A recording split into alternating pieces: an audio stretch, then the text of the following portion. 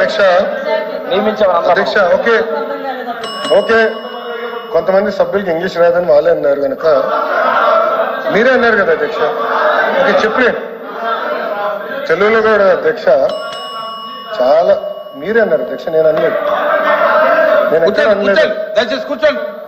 ఎక్కడ అనలేదు అది అధ్యక్ష గౌరవ సభ్యుల నుంచి మాకు ఇంగ్లీష్ రాదు దయచేసి తెలుగులో మాట్లాడిన తెలుగు పుస్తకం తీసుకొని నేను చెప్తాను అధ్యక్ష 3వ పేజీలో ఇప్పటి వరకు ఇన్వెస్టర్లు 6.5 లక్షల కోట్లు పెట్టుబడులు పెట్టారు మరియు 4 లక్షల మందికి ఉపాధి అవకాశాలే కల్పించబడింది నియమించలేదు అవకాశాలు కల్పించబడింది ఆపర్చునిటీ క్రియేట్ చేశాం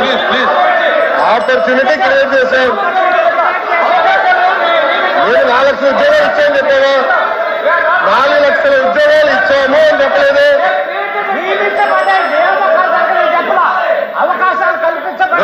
అవకాశాలు కల్పించబడి నియమించని చెప్పలేదు తెలుగులో చెప్తున్నా అధ్యక్ష నాకు ఒకటి పంపించండి తెలుగులో చదివినాలి అధ్యక్ష నాకు ఆ బుక్ ఒకటి పంపించండి మీరు తీసుకోండి తెలుగు ఇంగ్లీష్ సార్ రెండు పంపించారు ఇంగ్లీషా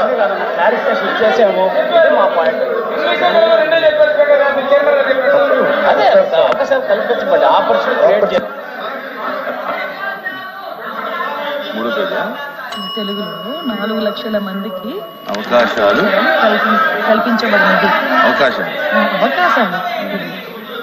నియామకాలు కాదు అది నియమించడానికి అవకాశాలు కల్పించడానికి చాలా డిఫరెన్స్ ఉంటుంది ఓకే అలోపి గారు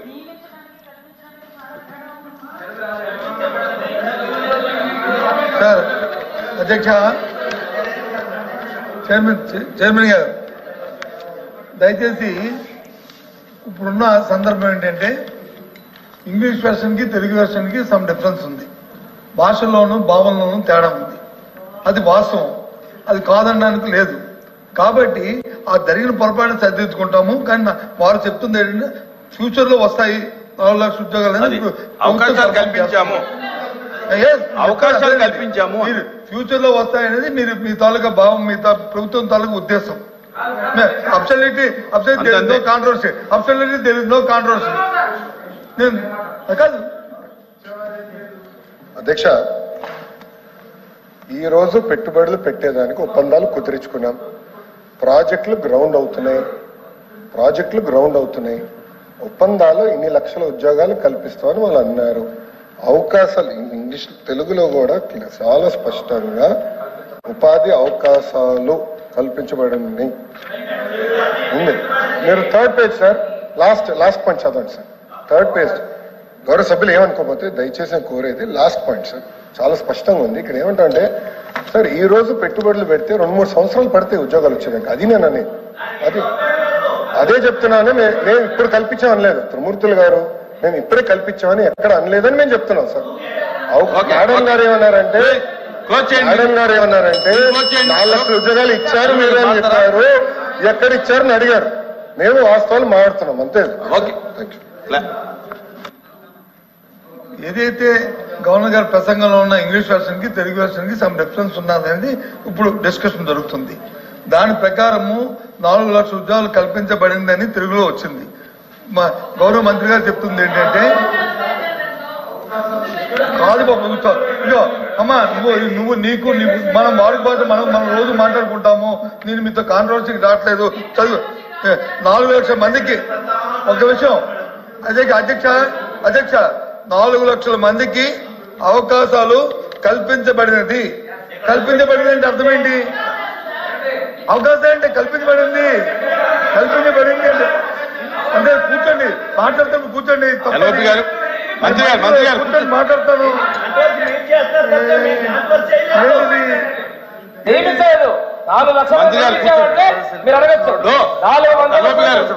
వాళ్ళ యొక్క విధానం చెప్పారు ఫ్యూచర్ లో మేము చెప్పింది ఎవరికంటే మంత్రులు వేస్తే ఎలా అవుద్ది దయచేసి కరెక్ట్ కూర్చోమనండి దయచేసి ఇక్కడ కాంట్రవర్సీ అది కానీ ఇప్పుడు మంత్రి గారు చెప్తుంది ఏంటి గౌరవ మంత్రి గారు ఫ్యూచర్ లో వస్తాయి, అవకాశాలకి ప్రయత్నాలు జరుగుతున్నాయి, ఇవన్నీ వస్తున్నాయి అని చెప్పారు. ఎస్, అది చెప్పండి. మా చెప్పారు. ఒకటి ఇంకోటి దాని కింద ఇంకోటి యాడ్ చేస్తాను. దీన్ని కరెక్ట్ చేయండి. దీన్ని ఎవరైతే వెర్షన్ రాశారో, తెలుగు వెర్షన్ చేశారో వాళ్ళు కరెక్ట్ చేయండి. తప్పేముంది? కరెక్ట్ చేస్తామని చెప్పడానికి వచ్చే ఇబ్బంది ఏంటి? కరెక్ట్ చేస్తామని చెప్పడానికి ఇబ్బంది ఏంటి? కూర్చోండి. అవసరం క్లారిఫై అయింది. కూర్చోండి. ఎవరు క్లారిఫై అయింది? తప్పుదే ఉండే మాత్రం సారీ సార్ తప్పుదే ఉండే నో కరెక్ట్. మా మెంబర్ చెప్పింది కరెక్ట్. అది తప్పుదేమిటి? నో నెక్స్ట్ మంత్రి గారు లోకేష్ గారు క్లియర్ గా చెప్పారు. అరే దీనికి కూర్చోండి. ఇంకా కూర్చోండి. ఎల్ఓపి గారు కూర్చోండి. అమ్మా నువ్వు చెప్పమ్మా. కంటిన్యూ చేయి. గౌరవ ముఖ్యమంత్రి గారు అధికారంలోకి వచ్చాక తొలి సంతకమేమో మెగా డిఎస్సీ మీద పెట్టారు అధ్యక్ష. 6 నెలల్లో డిఎస్సీ ఉద్యోగాలు భర్తీ చేస్తామన్నారు అధ్యక్ష. 9 నెలలు అయ్యింది అధ్యక్ష. ఒక్క టీచర్ పోస్ట్ కూడా భర్తీ చేయలేదు అధ్యక్ష. అలాగే తీసుకుంటే గౌరవ మంత్రివర్యులు లోకేష్ గారు జనవరి 1వ తేదీన జాబ్ క్యాలెండర్ ఇస్తామని మంత్రివర్యులు చెప్పడం జరిగింది అధ్యక్ష. క్యాలెండర్ ఇయర్ మారిపోయింది కానీ జాబ్ క్యాలెండర్ మాత్రం ఇవ్వలేదు అధ్యక్ష. అలాగే ప్రభుత్వ ఉద్యోగుల పరిస్థితి, ప్రభుత్వ ఉద్యోగులకి ఏంటంటే 9 నెలల్లో ప్రభుత్వం తాలూకా నిజ స్వరూపం తెలిసిపోయింది అధ్యక్ష. ఎందుకంటే ఒక్క డిఏ కూడా 9 నెలల్లో ఇవ్వలేదు అధ్యక్ష. అసలు ఒక్క డిఏ కూడా ఇవ్వని ఏడాది ఏదైనా ఉందంటే అది ఈ కూటమి ప్రభుత్వంలో ఉన్న ఈ పరిపాలనలోనే అధ్యక్ష. అలాగే అధికారంలోకి రాగానే ఐఆర్ ఇస్తామన్నారు అధ్యక్ష. 9 నెలలు అయింది, 9 పైసలు కూడా ఇవ్వలేదు అధ్యక్ష. ఉద్యోగులకేమో పిఆర్సీ ఇస్తామన్నారు అధ్యక్ష. గతంలో జగన్మోహన్ రెడ్డి గారు వేసిన పిఆర్సీ కమిషన్ చైర్మన్ ఏమో బెదిరించి రాజీనామా చేయించారు అధ్యక్ష. ఇప్పుడు 9 నెలలు అయినా కూడా కొత్త చైర్మన్ ని అపాయింట్ చేయలేదు అధ్యక్ష. అధ్యక్ష చైర్మన్లు బెదిరిస్తాయంట అధ్యక్ష. ఎక్కడ బెదిరించా? మేడం గారు వైకాపా ప్రభుత్వం అనుకుంటున్నారు. ఇది ఎన్డీఏ ప్రభుత్వం అధ్యక్ష. ఇక్కడ ఎవరిని బెదిరించట్లేదు. చట్టపరంగా ఏమన్నా చేస్తాం. చైర్మన్లు బెదిరించాలంటే ఎట్లా అధ్యక్ష? ఇది రద్దు చేస్తారా చెప్పానండి సార్. సరెండర్లు ఎన్ని పెండింగ్ పెట్టలేదు సార్. పోలీస్ సోదరులు రావాల్సిన సరెండర్ చాలా పెండింగ్ పెట్టాం. మన ప్రభుత్వ అధికారులకు వచ్చే సరెండర్ మనం 1 సరెండర్ క్లియర్ చేస్తాం సార్. బ్యాలెన్స్ కూడా క్లియర్ చేస్తాం సార్. జీతాలు సకాలంగా 1వ తారీఖు నాడు చెల్లిస్తున్నాం. ఏం చేస్తున్నాం? సింపుల్ గా ఇట్లా చైర్మన్లు బెదిరించారంటే మీరు ఒప్పుకుంటే ఎట్లా అధ్యక్ష? ఇది దయచేసి అర్థం చేయండి అధ్యక్ష. ఎన్ని రికార్డు నుంచి తొలగించాలి అధ్యక్ష. చైర్మన్లు బెదిరించాం, ఇది కరెక్ట్ కాదు అధ్యక్ష. దయచేసి అర్థం చేసి కోరుతున్నాం. రిప్లైలో 9 నెలల్లో కాంట్రాక్ట్ ఉద్యోగులు, అవుట్ సోర్సింగ్ ఉద్యోగులు రోడ్డెక్కే పరిస్థితి అయితే వచ్చింది అధ్యక్ష. వీటన్నిటి మీద కూడా గవర్నర్ గారు అయితే తన ప్రసంగంలో చెప్పలేదు అధ్యక్ష. అలాగే చంద్రబాబు నాయుడు గారు, పవన్ కళ్యాణ్ గారు వీళ్ళు లేకపోతే మోడీ గారు ప్రభుత్వమే ఉండదు అనేసి పెద్దలందరూ చెప్తూ ఉంటారు అధ్యక్ష. అంటే చాలా మంచి అవకాశం. నేను ఒప్పుకోవట్లేదు. ఐఎమ్ సారీ అధ్యక్ష. No no no no. ఎవరు చెప్పారు అధ్యక్ష? అది ఎవరు చెప్పారమ్మా? ఎవరు చెప్పారు తల్లి? ఎవరు చెప్పారు సార్? అధ్యక్ష, రాష్ట్ర ప్రయోజనాల కోసం అన్కండిషనల్ గా ఇటు చంద్రబాబు నాయుడు గారు కానీ అటు పవన్ కళ్యాణ్ గారు కానివ్వండి, ఇద్దరు నాయకులు కలిసికట్టుగా ఇండియాకి సపోర్ట్ చేశారు. ఎన్నికల ముందల, ఎన్నికలు అయిన తర్వాత రిజల్ట్స్ వస్తుంటే కరెక్ట్ 1 అవర్ తర్వాత గౌరవ ముఖ్యమంత్రి చంద్రబాబు నాయుడు గారు స్వయంగా హోంమంత్రి గారికి, ప్రధానమంత్రి గారికి ఫోన్ చేసి కంగ్రాచులేషన్స్, కలిసికట్టుగా ఈరోజు ఎన్డీఏ ప్రభుత్వం 3వసారి ఏర్పడుతుంది అని అన్కండిషనల్ సపోర్ట్ ఇచ్చాం అధ్యక్ష. మేము పదవులు అడగలేదు అధ్యక్ష. రాష్ట్రానికి నిధులు ఇవ్వండి, రాష్ట్రాన్ని కాపాడండి, దివాలా ఎత్తేసింది, చాలా ఆర్థిక ఇబ్బందులు ఉంది, గత ప్రభుత్వం చేతకంతనం వల్ల ఇబ్బంది పడుతున్నాం, మీరు ఆదుకోండి అని చెప్తే రైల్వే జోన్ తీసుకొచ్చా అధ్యక్ష. విశాఖ ఉక్కుని కాపాడే అధ్యక్ష. చివరి అమరావతిని నిధులకి తీసుకొచ్చా అధ్యక్ష. పోలవరంకి నిధులు తీసుకొచ్చా అధ్యక్ష. అది ఈ రోజు మన ప్రభుత్వానికి ఉన్న చిత్తశుద్ధి అధ్యక్ష. మేము ఎక్కడ చెప్పలేదు అధ్యక్ష. దయచేసి మేడం గారు వస్తే విడ్రా దట్ పాయింట్. మేము ఒప్పుకోవట్లేదు అధ్యక్ష. అది మటుకు ఏదో మేము సపోర్ట్ చేయకపోతే మేము ఎక్కడో చెప్పినట్లు ఇది సత్యదూరం అధ్యక్ష. మేడం గారు వస్తే విడ్రా దట్ పాయింట్ అధ్యక్ష. ఇది చాలా సీరియస్ గా మేము తీసుకుంటాం అధ్యక్ష.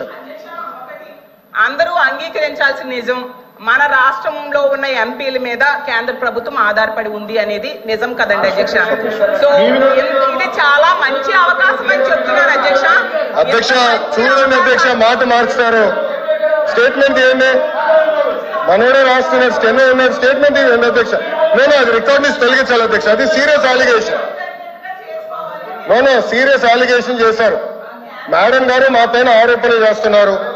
నేను ఎక్కడో స్టేట్మెంట్ ఇచ్చినట్టు మాట్లాడినట్టు ఉంది, లేదా తెలుగుదేశం పార్టీ సభ్యులు ఏదో స్టేట్మెంట్ ఇచ్చినట్టు మాట్లాడారు. కరెక్ట్ కాదు అధ్యక్ష. నో మేడం గారు వస్తూ విడ్రా దట్ అధ్యక్ష. చాలా స్పష్టంగా అధ్యక్ష మేడం గారు ఏమన్నారంటే, మేము ఎక్కడో స్టేట్మెంట్ ఇచ్చినట్టు, మా పైన కేంద్ర ప్రభుత్వం ఆధారపడి ఉంది అని వక్రీకరిస్తూ మేడం గారు స్టేట్మెంట్ ఇచ్చారు అధ్యక్ష. నేను మళ్ళీ చెప్తున్నా, అన్కండిషనల్ సపోర్ట్ చేశాం, రాష్ట్ర ప్రయోజనాల కోసం చేశాం. గత 9 నెలలు పూర్తి చేయలేదు సార్. మీరేమన్నారు అధ్యక్ష? ఒక్క నిమిషం, మీ నాయకులు ఏమన్నారు అధ్యక్ష? పులివెందుల ఎమ్మెల్యే ఏమన్నారు? గతంలో మెడలో ఉంచి ప్రత్యేక హోదా తెస్తాడు. ఏమైంది? మెడలో ఉంచి ప్రత్యేక హోదా తెస్తానని ఆనాడు చెప్పారో చెప్పలేదా?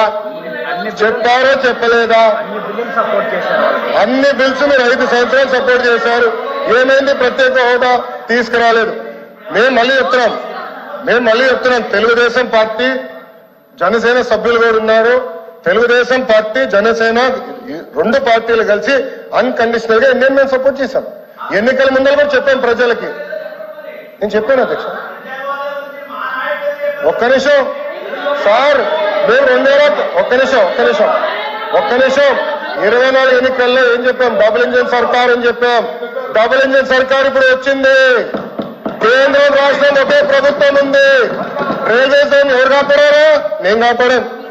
విశాఖకు మీరు పెద్ద మాటలు మాట్లాడుతున్నారు. 13,000 కోట్లు చంద్రబాబు గారు పైన ఉన్న నాయకత్వం మేము తీసుకొచ్చాం అధ్యక్ష. 13,000 కోట్లు తీసుకొచ్చాం. మీ ఉత్తరాంధ్ర ఎమ్మెల్సీలు మాట్లాడండి. మీరేం చేశారు 5 సంవత్సరాలు? ఏం చేశారు మీరు 5 సంవత్సరాలు? అడుగుతున్నా. అమరావతి నిధులు ఎవరు తీసుకొచ్చారు? మేము తీసుకొచ్చాం. పోలవరం గాలికి వదిలేశారు మీరు. బుల్లెట్ దిగినా అని మీ మంత్రి గారు అడిగారు. ఏమేమైనా పెద్ద మాట్లాడతారు. పోలవరం నిధులు తీసుకొచ్చారు. 6.5 ప్యాకేజ్ కి మొన్న 1000 కోట్లు రిలీజ్ చేశాం. నో అధ్యక్ష, ఐఎమ్ ప్రొటెస్టింగ్. మేడం గారు has to withdraw that statement. అది కరెక్ట్ కాదు అధ్యక్ష. I'm sorry.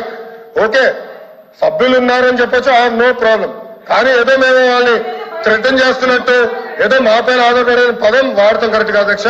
మేము ఏనాడో అనలేదు. మా సపోర్ట్ అన్కండిషనల్. రాష్ట్ర ప్రయోజనాల కోసం కేంద్ర ప్రభుత్వాన్ని మేము సపోర్ట్ చేస్తున్నాం. అది చాలా క్లారిటీగా ఉంది అధ్యక్ష. కానీ దయచేసి అది మటుకు రికార్డు తొలగించాలి అధ్యక్ష.